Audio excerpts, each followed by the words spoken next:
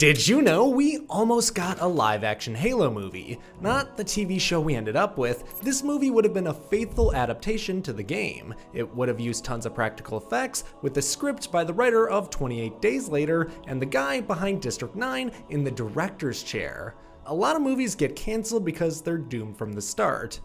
But not this one. This would have been great, and what hurts the most is how close we were to getting it.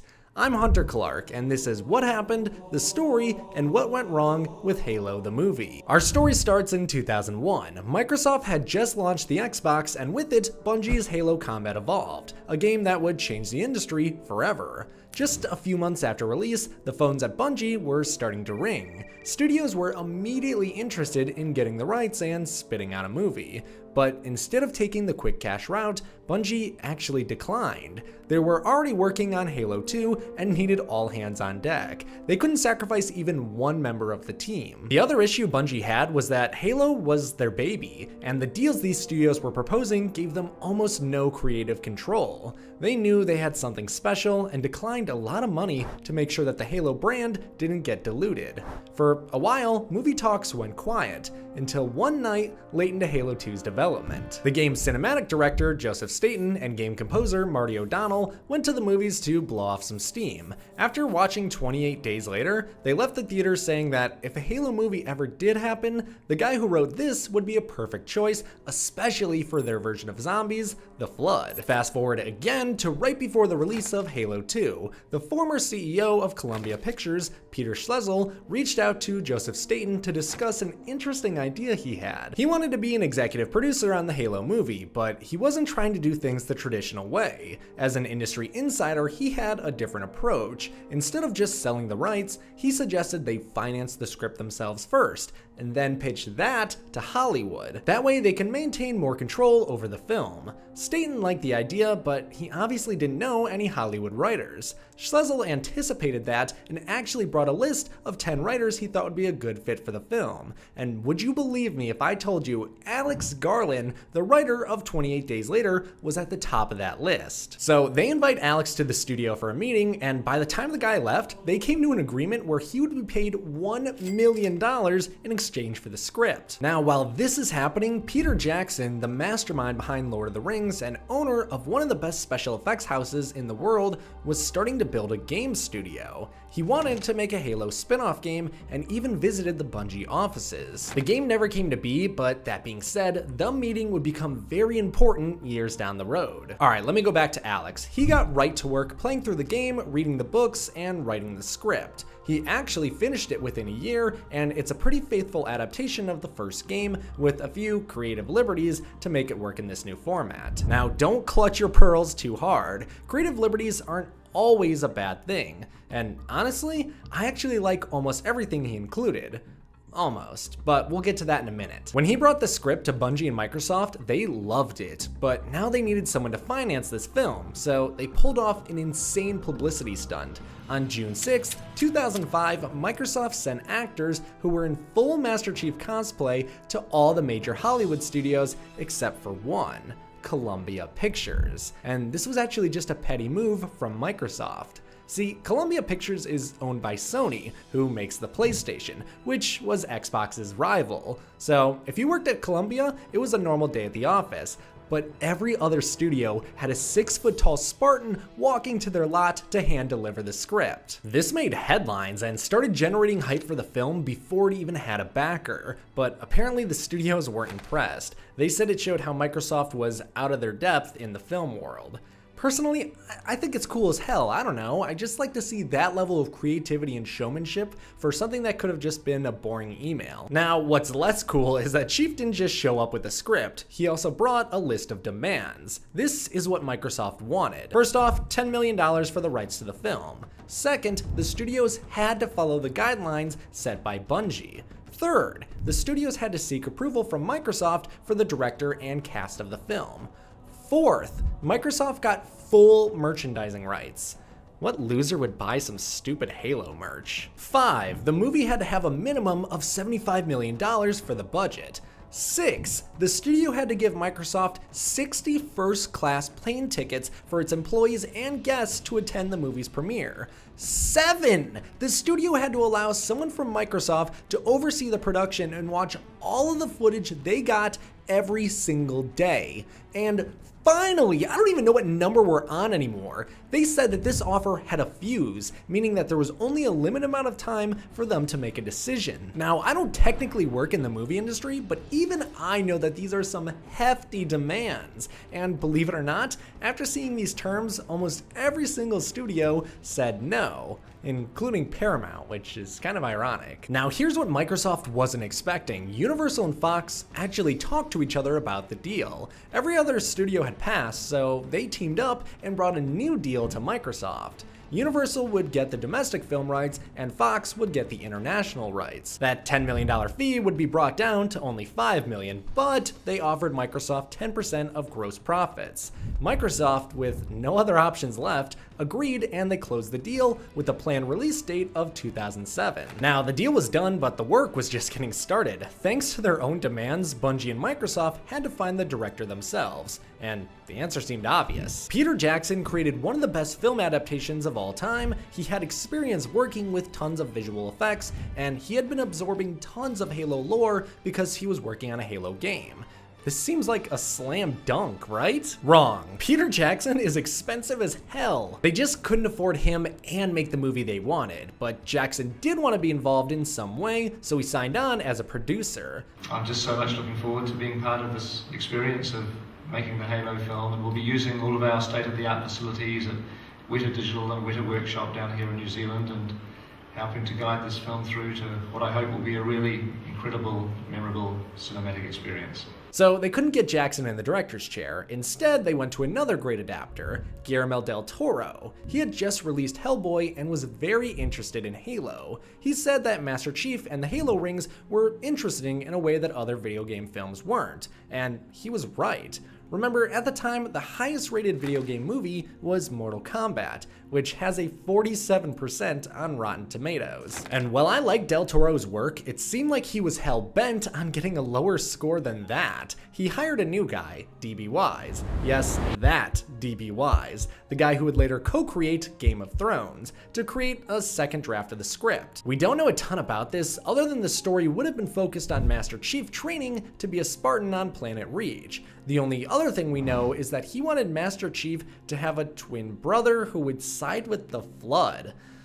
Yikes. And while that sounds diabolical, the visuals? Banging. The concept art was done by Bungie artist Eddie Smith, and it's stunning. It perfectly captures the Halo feel. I mean, look at this. I would hang this up as a poster in my room. It's that beautiful. The only other piece we have is this one, and once again, it's just stunning. If this movie came out, I feel like it would have been a lot like a Zack Snyder film. Rough story, but man, those visuals. But this movie, for better or for worse, for better if you ask me, would never come to be. It was actually Guillermo who left the film. Pre-production for Hellboy 2 was about to start, and he believed that needed to be his main focus. And just like that, Halo needed a director again. Now, literally, it just so happens that Peter Jackson recently watched a collection of sci-fi shorts, and one director stood out, a young, relatively unknown filmmaker named Neil Blomkamp. He was just 26 years old, and he had never directed a feature film before, only commercials and short films. But Jackson saw something in him. The studios and Microsoft brought him an offer, he accepted, and moved his entire family to New Zealand to get started. Now, I've actually heard conflicting reports on whether or not he planned to use Garland's script, but since Bungie was so happy with it, it likely would have been a modified version rather than a complete rewrite. Alex's script actually leaked online a few years back. Let's dive in and find out exactly what this movie could have been. This movie would have opened with a brutal Saving Private Ryan style sequence. Master Chief is dreaming of the Spartans losing the fight on Reach, and I mean it when I say brutal. The first thing we see is a Spartan getting stuck with a plasma grenade exploding into a blood cloud, and another Spartan walking around dazed with their arm hanging off. The dream ends with us watching Reach burn, and then it cuts to black. And over the darkness, the Halo 3 ODST text intro, almost word for word, letting us know that humanity is in a fight against an alien faction called the Covenant, and we are losing. That fades, and now we see the start of Halo Combat Evolved, with the Pillar of Autumn being chased by Covenant cruisers. And in the view, we can see the Halo ring. Just like the game, we meet Captain Keyes, a cool-headed soldier who is commanding the ship. And we also meet Cortana, a quick-witted artificial intelligence program. Keyes tells Cortana to put the ship on high alert, and then we cut to another character, Major Silva, our first real departure from the games, as he's never featured in them, but he is a character in the book, so it's fair game in my opinion. Major Silva is a commanding officer in charge of a group of ODSTs. He's a bloodthirsty alien killer that isn't fully sane. He gives a speech to the ODSTs, and we move on to Master Chief in a cryotube. We get another dream sequence of him on Reach, Spartans fallen all around him. Their armors are shattered and their visors are cracked. He is the last one left. And then he wakes up. This scene is actually in first person, which makes it feel even more authentic to the game. Chief gets up and runs through the ship to get to the bridge, but before he gets there, he stumbles onto some Marines getting attacked by grunts. He doesn't have any weapons, so he takes an assault rifle from one Marine and a pistol from another. After killing the grunts, he inspects the pistol to see that it's engraved with a name, Jenkins, which is a character from the books and the game. When he tries to give it back, Jenkins is in awe and tells him to keep it. Chief then runs to the bridge, and Captain Keyes doesn't waste any time. He hands him the chip with Cortana and tells him to keep her safe. And then Chief slots her in the back of his helmet. As he does that, Captain Keyes makes an announcement over the intercom that they're abandoning ship. Most of the crew evacuate on lifeboats, but Keyes, Silva's team of ODSTs, and a small skeleton crew are staying on the ship to land it on the ring. On his way to a lifeboat, Master Chief runs into an elite who is turned around. He uses his assault rifle to smack him in the back, which even in the script it says is straight from the game. But then Cortana starts talking to him, which sounds like it's coming from inside his head. This is the first time he's ever interacted with Cortana, so he's very caught off guard. That's a little different from the books and the games, but not really a big deal. And what I like about this script is that Alex really understands the characters. Cortana's playful teasing is more so seen in the later games, but he really nails it early on here. After a few more fight scenes, Chief makes it onto the lifeboat with some Marines heading down to the ring. On the way down, Chief patches up a wounded Marine. It's a small moment, but I love it. It really humanizes him. It then cuts to the ring. Huge mountain, green grass fields, and peace, until that lifeboat comes crashing down. In another pretty brutal scene, we're inside the life pods as Marines are panicking. The glass shatters and kills the pilot. Chief blacks out, and we awake to Cortana's voice saying this exact line. Chief? Chief, can you hear me? At last. Are you all right? Can you move? Master Chief gets out of the life pod and starts heading towards the Pillar of Autumn, which they saw crash land on the ring. As they're leaving, a Covenant patrol shows up to inspect the wreckage. Cortana translates the alien language.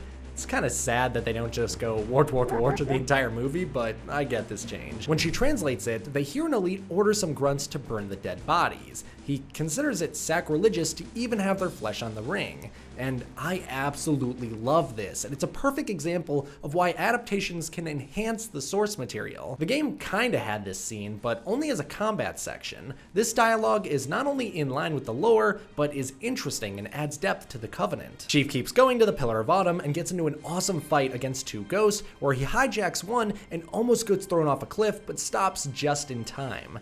After this, Master Chief finds some survivors who set up a base camp, and they let him know that Foehammer, a skilled pilot, is alive and with them. And then something weird happens. Cortana goes, "Whoa, your neural web lit up like a Christmas tree," and then Master Chief asks her what she means by that. I hope to God they're not setting up a romance subplot here. Master Chief doesn't need to be in love with anyone. Not Foehammer, not Cortana, and not some human Covenant woman. While this scared me, they're actually cut off by Marines who are asking the Master Chief who he's talking to. At this point, Chief and the audience realize that no one else can hear Cortana. It's a light break in an overall pretty gritty movie. Now we cut to Captain Keyes on the Pillar of Autumn, or at least that's what it seems like, but then we realize we're seeing this through the eyes of a jackal stalking the survivors. Keyes is the last one standing, taking out as many jackals as he can, but he's down to his last bullet. He raises the gun, not at them, but at his own head. but he can't do it. Instead, he swings the pistol and headshots the jackal we've been following, and a second later, he's swarmed. Back at the survivor camp, Jenkins spots Chief and calls out, asking how that pistol's holding up, to which Master Chief just nods. The Marines around him start freaking out, asking Jenkins how he knows him. It's a great little moment. Major Silva is also there, and this is where we learn that he's really an asshole. Captain Keyes ordered him to leave the Pillar of Autumn to find other survivors, and because Keyes got captured, Silva is now next in line for command, and he has a clear disdain for Master Chief. He orders Chief to stay at camp and protect Cortana while he and the others go look for Keyes. Annoyed, but following orders, Chief steps away from the camp and settles in to get some rest. That's when we see another dream. Back on Reach, it was Foehammer that saved his life. Maybe she isn't a love interest after all. Chief wakes up and heads straight to Silva before they leave to invade a Covenant ship, and Cortana actually appears before everyone as a hologram. She goes back and forth with Silva, and eventually he gives in. So Chief goes to grab some weapons. Now that the Master Chief has seen her, he asks her why she chose to look like that, and she's being coy and says, like what? And he says, distracting. Luckily, that's the only thing he says like that in the entire script, thank God. So Master Chief gets ready, and they head to the Covenant ship. They save Captain Keyes, who is being held prisoner, but not before we see Hunters for the first time in the movie. No, not me, them. Master Chief jumps on one's back and kills it with a sticky grenade, which is actually something that got used in the short Halo Forward Unto Dawn. Once they get back to camp, Master Chief takes off his helmet. But it specifically says, quote, "The remainder of the scene is played over Master Chief's shoulder so that his face is not revealed." Major Silva makes a remark at Chief, and Cortana asks him what his problem is. Silva says that he doesn't see the Spartans as human, and he blames them for the fall of Planet Reach. After he walks away, Cortana reassures Chief that Reach wasn't his fault, and Master Chief admits that he blames himself for Reach, and he understands where Silva is coming from. That moment of character development doesn't last long before the camp loads up and heads to the Forerunner structure, the Silent Cartographer. But the Covenant are already there, so they have to land on a beach. And I know I said this movie starts out like Saving Private Ryan, but in the script it literally describes the scene as Normandy Beach. And it's absolute chaos. Marines combusting from needle rounds, plasma burning straight through armor, and the water turning blood red from the bodies. But with Chief leading the charge, the Covenant gets wiped out. The beach is theirs, and they push inside. It then cuts to a different team, Major Silva, his ODSTs, and Captain Keyes. They got inside from another entrance, but something is off. Covenant bodies are everywhere, but something else got to them first. It's almost pitch black, only their flashlights are illuminating the room. There are creepy noises, and even the ODSTs are on edge. And then we finally see the Flood. We get another perspective shot from a Flood form running towards the group as they're suddenly ambushed by these zombies. It then cuts back to Chief, and he's alone, but he's found what they came for, the map room. Cortana gets ecstatic at the idea of being plugged into the Forerunner computer. Chief hesitates, but ends up putting her in. She is instantly drunk with knowledge, and the entire room lights up, and then boom, the computer explodes. Master Chief pulls the chip out and puts it back into his helmet, but Cortana isn't there. He walks out of the room, and we start to hear a mechanical hum. But it's not Cortana. Master Chief goes back to where he left the Marines, but they're all gone. All that's left is Jenkins, who is shell-shocked and traumatized. He's sitting on the ground talking nonsense, and when Chief gets close, he puts a gun in his mouth and pulls the trigger. Chief barely has a second to react before he starts to hear alien noises, but it's not the Covenant. And before we go any further in the script, I want to take a second to appreciate the pacing. In the game, these moments are spread across several different locations and missions, and it works great for a game, but would be terrible pacing for a movie. Just something to appreciate here. But anyways, getting back to it. All of a sudden, the Flood explode out of the darkness, swarming Chief. There's an awesome fight scene where Chief grabs a Flood-infected Marine using its body as a human shield, and then he wrenches its arm up, forcing the needler it's holding to fire a full mag into its own chest. And it's at this point a floating robot AI named 343 Guilty Spark appears with Sentinels and starts killing the Flood with Master Chief. After the room is cleared out, Spark gives some exposition on the Flood, saying that it took out his makers, the Forerunners, and that they're basically zombies. They're now in what would be the game level, the library, and I can't believe it, but Alex somehow worked in a timed fight scene just like in the game. This fight scene is described as nothing like we've seen so far. It is far more brutal, far more bloody and far more intense. When Spark finally is able to open the door, Master Chief is bloodied and exhausted, but they make it to the control room of Halo. 343 Guilty Spark tells Chief that the only way to stop the Flood is to activate the Halo ring. It makes sense to Chief, and he's about to do it until Cortana suddenly appears and stops him. Chief is confused, and Cortana explains that the Halo rings don't kill the Flood, they kill its food. All organic life in the galaxy would be destroyed. He turns to Guilty Spark and asks if this is true, and when he says yes, we see a bullet fly through the monitor and he falls out of the sky. It cuts back to Chief holding a smoking pistol, he grabs Cortana, and they head back to base. But then they get there and find out that Foehammer is the only one left alive. Cortana has a plan: blow up the ring. The only way to do that would be to set off the reactor of the Pillar of Autumn. Foehammer pilots a Pelican and flies Chief there. When she drops him off, she promises to circle back and pick him up once they start the reactor. Chief then makes it to the bridge, and that's where we see what's left of Captain Keyes. The Flood has taken over his body, and he's turning into a grave mind. Chief puts Keyes out of his misery and grabs his dog tags from the mess. While he's doing that, Cortana sets the reactor to explode in 10 minutes, and then Guilty Spark returns. Sentinels swarm in, trying to kill Chief and Cortana. Chief gets out of the room, but now he's fighting the Flood, the Covenant, and the Sentinels. He gets in a Warthog, and it's a full recreation of the Warthog run from the game. Chief makes it to the evac point, and Foehammer pulls him into the Pelican. But something's wrong. She's standing in the middle of the ship, blood soaking through her flight suit.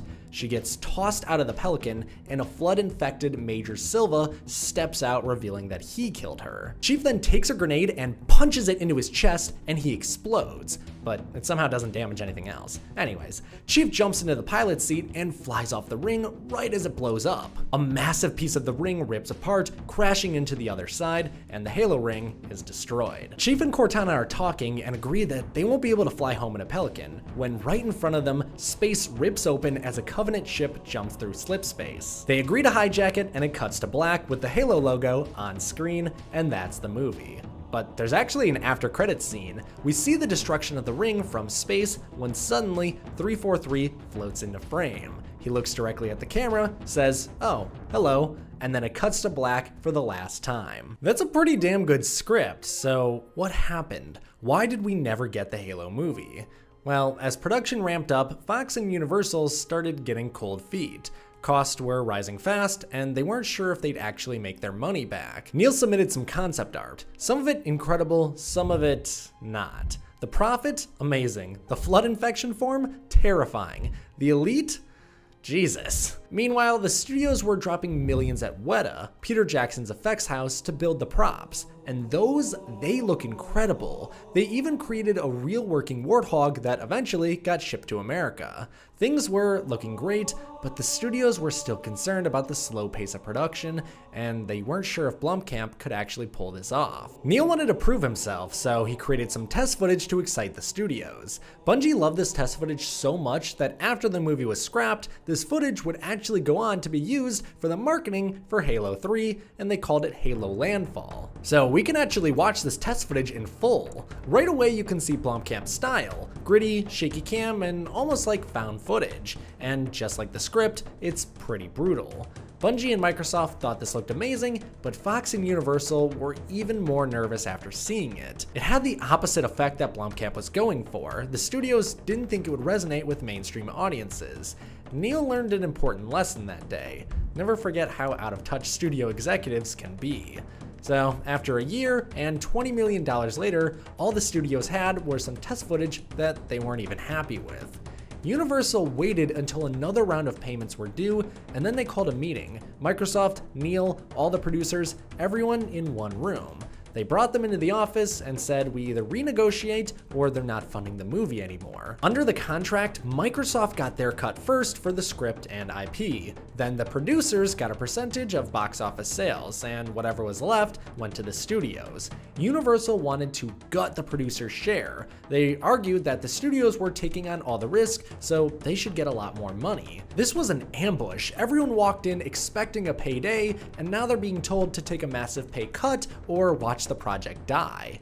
And, well, you know how this ends. Peter Jackson said no, and just like that, the Halo movie was dead. Years of work, millions of dollars gone. No Halo movie, just a pile of concept art, some props, and the feeling of what could have been. But that's not the end of the story. I'm a glass half full kind of guy. Peter Jackson still believed in Neil Blomkamp and said, why don't we go out and just make our own movie? The short that originally caught Jackson's attention was Alive in Joburg. Neil Blomkamp made it, and it was basically a less fleshed out version of District 9. They already had a bunch of props they created for the Halo movie, so they could just modify them and make them District 9 props. Some of them they didn't even modify, like this scene right here actually has the flood spores from the Halo movie unaltered. But here's what really haunts me. District 9 was made on a $30 million budget and it looks fantastic. The Halo movie was reportedly going to have a budget of $120 million. It would have looked so good. We were this close. And that is the end of the story. But what do you think? Am I wrong? Do you hate this script and think the movie would have been terrible? Or do you think that greed killed a huge opportunity? As a lifelong Halo fan, I would love to hear your thoughts in the comments. And hey, when you're heading down there, make sure to like the video if you enjoyed it, and subscribe for even more stories about movies we never got to see. Thank you so much for watching, and have a great day.